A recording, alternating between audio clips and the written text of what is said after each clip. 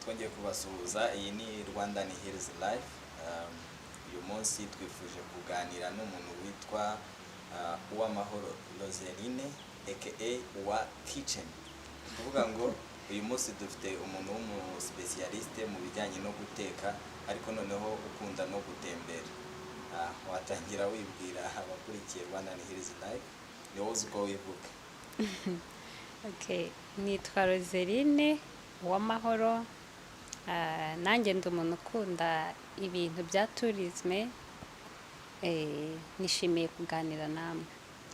Uyu munsi niyo mpamvu turi kubaze ku bibazo bijyanye na tourisme. Ariko se ubundi ukunda gutembera buriya? Cyane. Nk'umuntu w'umujene hari ikibazo nkunda kubaza abajene, ndashaka ko ari cyo duheraho, ariko tubwire nko muri rusange, tubwire nk'ahantu waba waratembereye hagushimishije wenda uvugemo hamwe. Nk'ahantu wenda nakunze, hari hiking nigeze kugira ya Kabuye.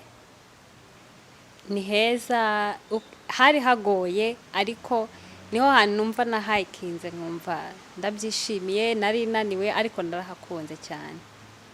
Ese mu buzima busanzwe ubundi wenda nimba ukunda no gutembera, nk'iyo uri mu mujyi wa Kigali uza uyu munsi ndi gusohoke, ibi twita gusohoka, ujya hehe, ujya ahantu hameze hate? Iyo ntembereye bishobora guterwa wenda na plan mfite uwo munsi cyangwa nibyo nshaka gukora cyangwa nibyo nshaka kureba, ariko iyi nshuro nyinshi iyo ntembereye njya kuri Ravana wenda bitewe n'ikintu kiri buhabere cyangwa n'ikintu bateguye uwo munsi. Ariko Ravana ni ahantu heza nakwifuriza n'undi muntu kuhasohokera. Bituye ngera ku kintu nashaka kubaza, ese nk'icouple umuhungu n'umukobwa bakundana, tubwire wumva bakwiye gusohokera ahantu hameze gute, hari iki ubagira inama ugendeye ku byo wowe ukunda na experience ufite? Wenda ku bwanjye njye nkunda gutembera ibintu birimo hiking. Nka Nyungwe ni ahantu nshobora kubwira umuntu uwo ari we wese utarahagera yarahombye pe. Wenda hari igihe uvuga Nyungwe abantu bagahita bumva Canopy Walk, ariko ntabwo ariho hantu honyine, hariho Kamiranzovu, hariho Waterfall cyangwa kuri shite wenda sinza niko kazina ngiye mpaziho. Ni ahantu heza umuntu uwo ari we wese ashobora kwifuza kuhatemberera. Umuntu aramutse abajije ngo ndangira ahantu natemberera, niho hantu namurangira. Ni heza cyane pe. Aho wenda ni hanze y'umujyi wa Kigali, wenda tuvuge nk'i Kigali, hari nk'umuntu uvuga ati njyewe nutanjyana ahantu hari inyama ntujyane, ari amashuri banjye bavuga kuvuga ngo ni amabuno y'inkoko. Wowe ukavuga uti nutanjyana ahantu hari biya ntabwo riri bureme. Ese wowe wumva ahantu umuntu akwiye gusohokera ni nk'ahantu usanga iki, ahantu usohokera? Ku bwanjye gusa abantu bakunda ibintu bitandukanye, ariko njyewe iyo ngiye guhitamo ahantu ho gusohokera, ahantu hari natire hadekoye neza, wenda mu buryo bwa dekorasi ibyo nshatse kuvuga ibintu biri by'umuco nyarwanda, wenda bikoze mu migano, bidekoye mu buryo nyine bunogeye amaso. Nibyo bintu nkunda cyane, ahantu hadekoye gutyo mpahitamo. Icyo gihe iyo ngiye guhitamo ndavuga ngomba kujya ahantu kuko nzi ko haba ibiryo byiza, especially iyo ahantu hari ibiryo byiza, ibiryo biryoshye, mpahitamo. Ibiryo biryoshye, reka ungere ahantu mbwira nk'ibiryo wumva couple yasohokeye ahantu, ni nk'ibihe biryo bashobora kurya bakenjoyinga, nubwo ibiryo bitandukanye cy'uko wenda muyakunda iki, bati ibiryo couple ni ibiryo izaryohera? Gusa habaho buri muntu agira indyo ashobora gukunda bitewe. Ku bwanjye nkunda lazanye cyangwa lazanya, ni indyo nkunda cyane. Gusa harimo abantu bashobora kutabikunda kubera ko biba birimo cheese, ariko biraryoha pe. Ni ibiryo biryoshye, bisa neza, binogeye amaso. Ukibibona ku maso uhita ubona ko biryoshye utaranabitestinga. Tujye ku biryo dusanzwe tuzi nko mu Rwanda. Ubundi abantu bamwe bazi ko ibiryo wenda ushobora kuvuga brushette, ate nutangura brushette hari n'ikintu kigize kubaho, sinzi niba kikiri bavuga ngo umukobwa umusohokanye ntumugurire inkoko, wenda tubwire nyuma ya brushette n'inkoko na chips, tubwire ibindi biryo abantu bashobora kurya kandi bizwi mu Rwanda, bizwi n'abantu bose. Wenda nk'ibiryo bizwi n'abantu bose,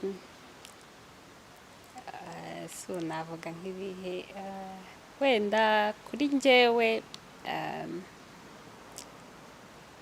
nk'igihaza, wenda ku muntu ukunda ibiryo nyarwanda, nkunda igihaza kirimo umuceri cyangwa se inombe y'igihaza, sinzi wenda uko abandi babyita, ariko mashed pumpkin ni nziza cyane, iraryoha.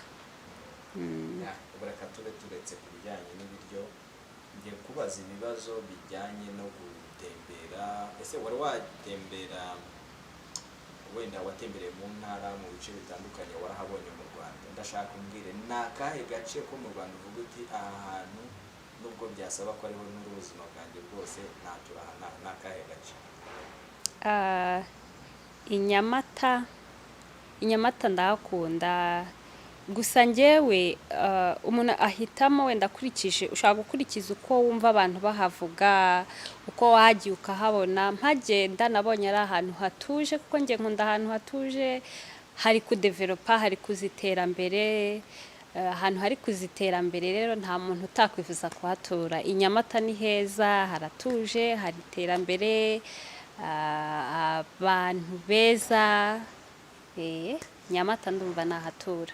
Ni akahe gace noneho mu Rwanda uvuga uti aka gace ngiye kugaturamo yaba ariyo mahitamo yanjye Nyaruguru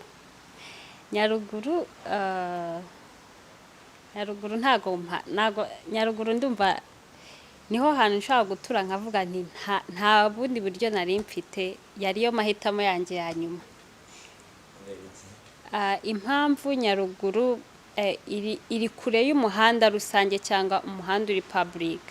Kugira ngo uveyo ugere ku muhanda, wenda hari iterambere muri iki gihe tugezemo, hari imihanda, hari iki, ariko kubera impamvu ari kure y'umuhanda uri public, niyo mpamvu ishobora gutuma ntashobora guhitamo Nyaruguru.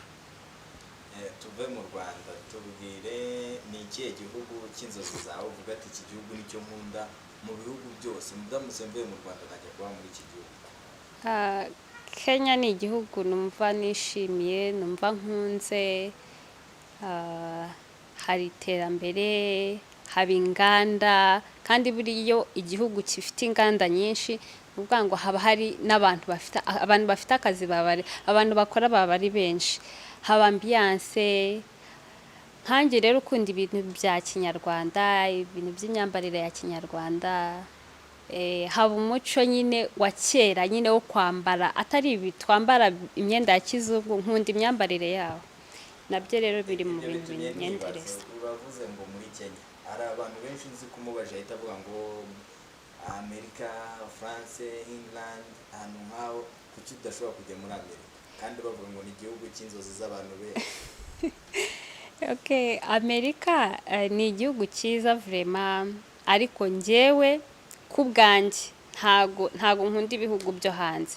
Impamvu ituma ntabikunda, nk'inshuti mfite ziba ziza gutura mu Rwanda zimbwira habivangura nyine, kandi wenda abantu ushobora kumva bavuga ati habivangura ukabyumva, ariko nk'inshuti muganira uba ufite gihamya nyine, iraguhamiriza uburyo ki haba iryo vangura. Ntago nyine nkunda ibyo bihugu kubera ivangura rihaba, nta gihugu mba numva cyo hanze nshaka guturamo rwose. Niyo Amerika yo niyo wayimpera ubuntu ntago najya kuyituramo pe. Ndirinda kukuvugira, ariko mbwira igihugu nubwo ushaka kuba wakivuzamo simbizi, mbwira igihugu uvuga iki gihugu nubwo wampa visa ukampa buri kimwe cyose, iki gihugu sinshobora kukijyamo. Ni ikihe gihugu? Amerika. Ntabwo wajya muri Amerika wapi rwose? Biratunguranye cyane. Ese ubu aho bigereye n'ibihe bihugu wagiyemo byo bitari u Rwanda? Tanzania niho nagiye, muri Tanzania nagiye. Nifurije no kuzajya muri Kenya. Ku bibazo bya nyuma urajya uhitamo kimwe nzamubaza. Inzoga, icyayi? Icyayi. imboga inyama. imboga. Kigali Musanze. Kigali. Icyayi igikoma. Igikoma. Numvise uburyo wabisubije ibyo bibazo umeze nk'aho utanywa n'inzoga. Oya, inzoga ntago ndebaho. Hari ikindi kintu wumva dusoza wabwira bakunda ibyo kurya n'abakunda ibyo gutembera? Ikintu nabwira abantu bakunda gutembera, hariho abantu pe bumva ukumva ngo kana kagiye gutembera, ukumva se ni uguta umwanya, ni ugupfusha amafaranga ubusa. Mu by'ukuri ubuzima ni buto, ntawe ubuzi igihe azarama, ntawe ubuzi ejo hazaba hameze gute, ariko kureka kugenda ugatembera byonyine bituma wishima, bituma wongera iminsi yawe yo kubaho, uraseka, umenya, wunguka inshuti nshyashya. Uko buri kugiye muri trip runaka cyangwa hiking runaka, wenda urugero nkanjye, uwo munsi namenye inshuti nshyashya, tukajya tuganira, nuko nyine bituma wunguka n'inshuti, urishima, utaha useka, kandi iyo muri kumwe uhora useka nyine bituma ugira ibyishimo. Bijyanye no kurya, abantu bikundira ibyo kurya. Abantu bikundira ibyo kurya, ibyo kurya nabyo ni byiza, cyane ko mu Rwanda haba indyo nyinshi zitandukanye. Nabo gusa icyo nashishikariza abantu, kurya imboga cyane nabyo ni byiza, bituma umuntu agira ubuzima bwiza. Ikindi washaka kuvuga mbere yuko dusoza? Ikindi navuga ni ukukangurira buri wese gukunda u Rwanda, gukunda kurutembera ukarumenya, nk'umuntu urutuyemo utazi uduce wenda runaka, cyangwa kumva abantu batembera ahubwo akumva abanyamahanga aribo baza gutembera, kandi ahubwo ari twe twagakwiye kuba tubabwira muze mutembera ahangaha kuko twahagiye na mbere ya hose. Icyo nabakangura rero, bajye batembera, basura u Rwanda kandi bakunda u Rwanda, dukunda u Rwanda. Murakoze cyane. Murakoze namwe.